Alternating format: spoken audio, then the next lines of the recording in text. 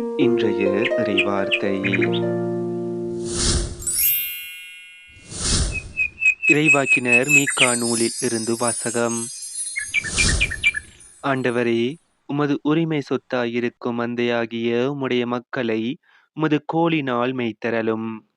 அவர்கள் கர்மேலின் நடுவே காட்டில் தனித்து வாழ்கின்றார்களே. முற்காலத்தில் நடந்தது போல அவர்கள் பாசானிலும் கிளையாதிலும் மேயட்டும். எகிப்து நாட்டிலிருந்து நீங்கள் புறப்பட்டு வந்த நாளில் நடந்தது போல நான் அவர்களுக்கு வியத்தகு செயல்களை காண்பிப்பேன். உமக்கு நிகரான இறைவன் யார்? எஞ்சியிருப்போரின் குற்றத்தை பொறுத்து நீர் உமது உரிமை சொத்தில் எஞ்சியிருப்போரின் தீச்செயலை மன்னிக்கின்றீர். உமக்கு நிகரானவர் யார்? அவர் தம் சினத்தில் என்றென்றும் நிலைத்திரார், ஏனெனில் அவர் பேரன்பு கூறுவதில் விருப்பமுடையவர். அவர் நம்மீது இரக்கம் காட்டுவார், நம் தீச்செயல்களை மிதித்து போடுவார், நம் பாவங்கள் அனைத்தையும் ஆழ்கடலில் எரித்து விடுவார்.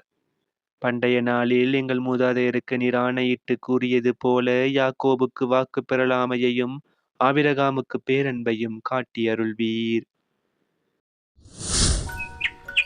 இது ஆண்டவர் வழங்கும் அருள் வாக்கு. இறைவா, உமக்கு நன்றி.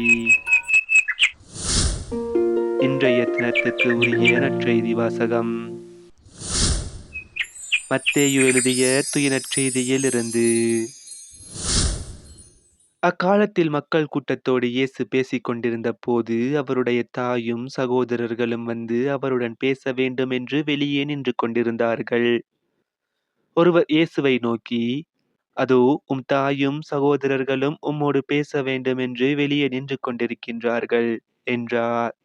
அவர் இதை தம்மிடம் கூறியவரை பார்த்து, என் தாய் யார், என் சகோதரர்கள் யார் என்று கேட்டார்.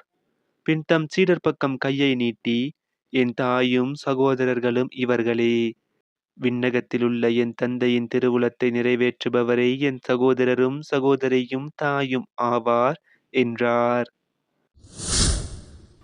இது நம் கிறிஸ்து இயேசு வழங்கும் வாழ்வு தரும் நற்செய்தி. கிறிஸ்துவே, உமக்கு புகழ்.